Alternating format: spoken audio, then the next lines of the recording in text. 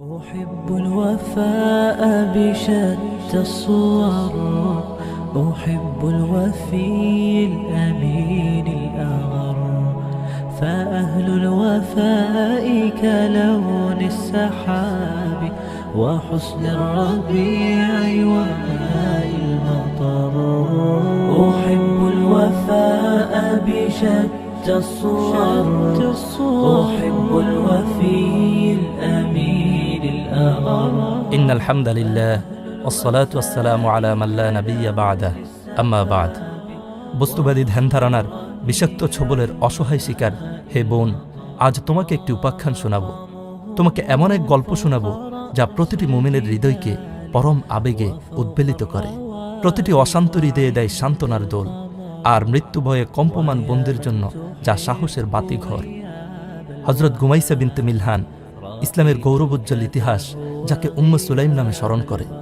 তিনি ছিলেন বনু নাজ্জারের একজন প্রখ্যাত মহিলা আনসারী সাহাবী, যার জীবনের প্রতিটি পাতায় পাতায় মুক্তোর মতো জলঝল করছে দিগ্ভ্রান্ত অন্ধকারে থাকা মানুষের জন্য শিক্ষার দ্যুতি ছড়ানো আলোর মশাল। তিনি রাসূলুল্লাহ সাল্লাল্লাহু আলাইহি ওয়াসাল্লামের স্নেহধন্য সাহাবী খাদিমুর রাসূল হযরত আনাস বিন মালিক রাদিয়াল্লাহু আনহু-এর সম্মানিতা মাতা, ইসলামের ইতিহাসের প্রখ্যাত বীর আবু তালহা রাদিয়াল্লাহু তাআলা আনহু-এর সহধর্মিণী, ঐতিহাসিক বীরে মাউনার ঘটনায় শাহাদাতপ্রাপ্ত হযরত উম্মে হারাম বিনতে মিলহান রাদিয়াল্লাহু আনহা-এর বোন। তিনি ছিলেন এমন এক আত্মত্যাগী মহিষী নারী, ইসলামের স্বার্থে যিনি নিজের সাজানো সংসার, প্রিয় স্বামী, দামি অলঙ্কারাদি কোনো কিছুই ত্যাগ করতে সামান্যতম কুণ্ঠিত হননি। রাসূলুল্লাহ সাল্লাল্লাহু আলাইহি ওয়াসাল্লাম মদিনায় আসার পূর্বেই তিনি ইসলামের ছায়াতলে আশ্রয় লাভ করেন। ইসলাম গ্রহণ করার কারণেই তার প্রথম স্বামী মালিক বিন নজর তাকে এবং তার সন্তানকে ত্যাগ করে সিরিয়ায় চলে যায়। এমন এক কঠিন পরিস্থিতিতে তিনি এক চুল পরিমাণ বিচলিত না হয়ে পর্বতের মতো অটল অবিচল থাকেন। কিছুকাল পর তার দাওয়াতেই মদিনার শ্রেষ্ঠ তীরন্দাজ বীর আবু তালহা রাদিয়াল্লাহু তাআলা আনহু ইসলাম গ্রহণ করেন। ইতিহাসের পাতায় আবু তালহা রাদিয়াল্লাহু তাআলা আনহুর ইসলাম কবুলের ঘটনাটি অত্যন্ত চমৎকারভাবে বর্ণিত হয়েছে। আবু তালহা রাদিয়াল্লাহু আনহু যখন উম্মে সুলাইম রাদিয়াল্লাহু আনহাকে বিয়ের প্রস্তাব পেশ করেন, তখন কোনরূপ বনিতা না করে তিনি স্পষ্ট ভাষায় বলেন, হে আবু তালহা, আপনি কি জানেন না যে ইলাহির ইবাদত আপনি করে থাকেন তা মাটির তৈরি? আবু তালহা জবাবে বলেন, তা অবশ্য ঠিক। উম্মে সুলাইম রাদিয়াল্লাহু আনহা বলেন, একটি গাছের ইবাদত করতে আপনার লজ্জা হয় না?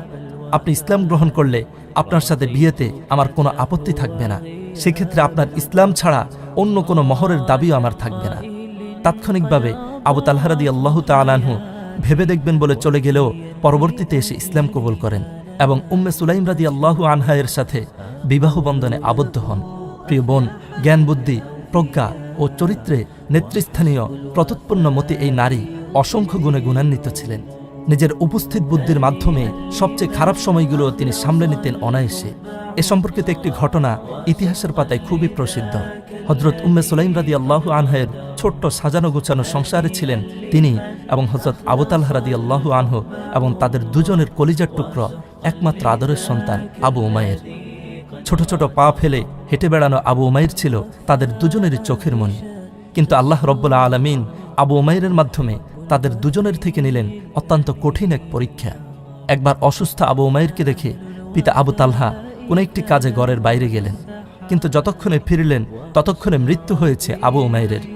ধৈর্যের চরম পরাকাষ্ঠ প্রদর্শন করে উম্মে সুলাইম রাদিয়াল্লাহু আনহা নিজেকে সংবরণ করে নিলেন। বাড়িতে থাকা অন্যদেরকেও তিনি বলে দেন আবু তালহাকে কেউ আগ বেড়ে যেন সংবাদটি না বলে বসে।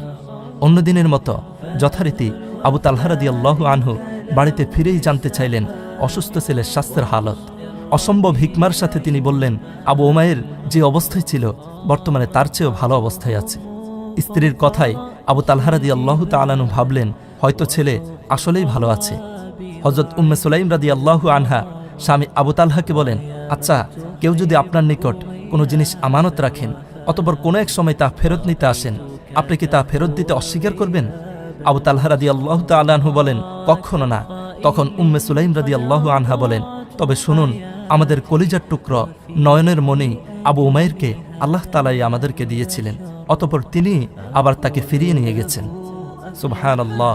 প্রিয় বোন, একটিবার চিন্তা করুন, সন্তান হারানোর মতো হৃদয় বিদারক একটি মুহূর্তে তিনি কতটুকু ধৈর্য ধারণ করেছিলেন। শুধুমাত্র ধৈর্য ধারণ করেই ক্ষান্ত হননি, অসম্ভব বুদ্ধিমত্তার সাথে নিজের স্বামীকে বুঝিয়ে নেন। আমরা যদি কল্পনা জগতে একটিবার নিজেদেরকে এমন একটি অবস্থায় ভাবি, তাহলে সহজেই আমরা সন্তান হারানোর ব্যথার তীব্রতা অনুভব করতে পারব। প্রিয় বোন, ইসলামের প্রতি নিবেদিত প্রাণ এই নারী রাসূল সাল্লাল্লাহু আলাইহি ওয়াসাল্লামকে ভালোবাসতেন নিজের জীবনের চাইতেও বেশি। রাসূলুল্লাহ সাল্লাল্লাহু আলাইহি ওয়াসাল্লামের প্রতি ভালোবাসার কারণেই হিজরতের পূর্বে তিনি ইসলাম গ্রহণ করেন। মদিনায় আসার পর রাসূল সাল্লাল্লাহু আলাইহি ওয়াসাল্লামের দরবারে উপস্থিত হয়ে রাসূল সাল্লাল্লাহু আলাইহি ওয়াসাল্লামের নিকট পেশ করেন তার জীবনের সবচেয়ে মূল্যবান সম্পদ, কলিজার টুকরা, চোখের মণি, 10 বছর বয়সী আদরের সন্তানকে। বললেন, ইয়া রাসূলুল্লাহ, এই নিন আনাসকে, রেখে গেলাম আপনার নিকট, সে এখন থেকে আপনার খেদমত করবে। এখানেই শেষ নয়, নিজের বাড়িতে ভালো কিছু রান্না হলেই তিনি পাঠিয়ে দিতেন নবীজি সাল্লাল্লাহু আলাইহি ওয়াসাল্লামের বাড়িতে।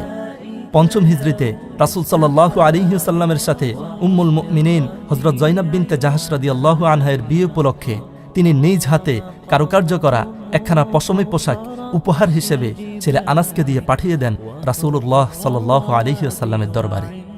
তিনি অন্তর দিয়ে রাসূল সাল্লাল্লাহু আলাইহি ওয়াসাল্লামকে ভালোবাসতেন। রাসূলুল্লাহ সাল্লাল্লাহু আলাইহি ওয়াসাল্লামও কখনো তাকে বিস্তৃত হননি।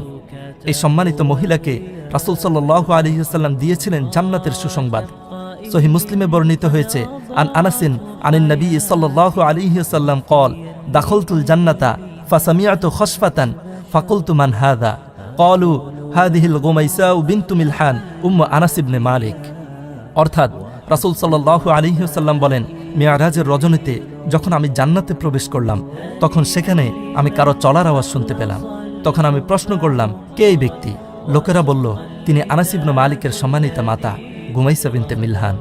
প্রিয় বোন, তিনি শুধু একজন নারীই ছিলেন না, বরং সাহসিকতার এক প্রজ্জ্বল দৃষ্টান্ত ছিলেন, যিনি হুনাইনের উত্তপ্ত রণাঙ্গনে ধারালো খঞ্জর হাতে বিশৃঙ্খল মুসলিম বাহিনীর পালিয়ে যাওয়ার পথ অবরোধ করে দাঁড়িয়েছিলেন। রাসূলুল্লাহ সাল্লাল্লাহু আলাইহি ওয়াসাল্লাম এর কারণ জিজ্ঞেস করলে তিনি বলেন, ইয়া রাসূলুল্লাহ, কাফেরদের বিরুদ্ধে আপনার এই যুদ্ধে যারা আপনাকে ছেড়ে পালিয়ে যাবে তাদেরকে এই খঞ্জর দিয়ে আমি হত্যা করব, কেননা তারা এরই যোগ্য। জবাবে রাসূলুল্লাহ সাল্লাল্লাহু আলাইহি ওয়াসাল্লাম বলেন, উম্মে সুলাইম, আল্লাহ কি তাদের জন্য যথেষ্ট নয়? আল্লাহু আকবার। আজকের নারীদের মাঝে তো এমন সাহসের কথা কল্পনা করাও মুশকিল। প্রিয় বোন, এত কিছুর পরও, এত ব্যস্ততার মাঝেও কোনো ব্যস্ততাই তাকে এলেম অর্জনের ক্ষেত্রে কোনোরূপ বাধা দিতে পারেননি। হযরত আনাস ইবনে মালিক, ইবনে আব্বাস, যায়েদ বিন সাবিত রাদিয়াল্লাহু তাআলা আনহুমদের মতো জলিলুল কদর সাহাবীরা তার নিকট থেকে হাদিস বর্ণনা করেছেন। কোনো মাসআলার দরকার হলে তিনি সেক্ষেত্রে সমাধান পেশ করতেন। প্রিয় বোন, এরাই ছিলেন উম্মতের শ্রেষ্ঠ নারী। এদের হাত ধরেই এই মহিমান্বিত দ্বীন ইসলাম আজ তোমাদের সময়ে পৌঁছেছে।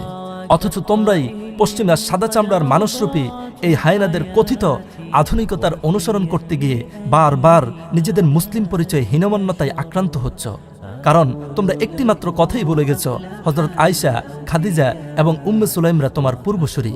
ভুলে গেছ তোমরাই তো হাসান হুসাইন, আব্দুল্লাহ, আব্দুর রহমানদের গর্ভধারিণী মায়েদের রেখে যাওয়া উত্তরসূরি। তারা ছিলেন সেই নারী যারা ইসলামের স্বার্থে নিজের জীবনকে কোরবান করতেও সামান্যতম দ্বিধাবোধ করতেন না। আল্লাহ তাআলা আমাদের সকল বোনদেরকে, সকল মায়েদেরকে উম্মে সুলাইম রাদিয়াল্লাহু আনহার মতো কবুল করে নিন। দ্বীনের সহিহ বুঝ দান করুন, হেদায়েতের আলোয় আলোকিত করুন। আমিন ইয়া রাব্বাল আলামিন।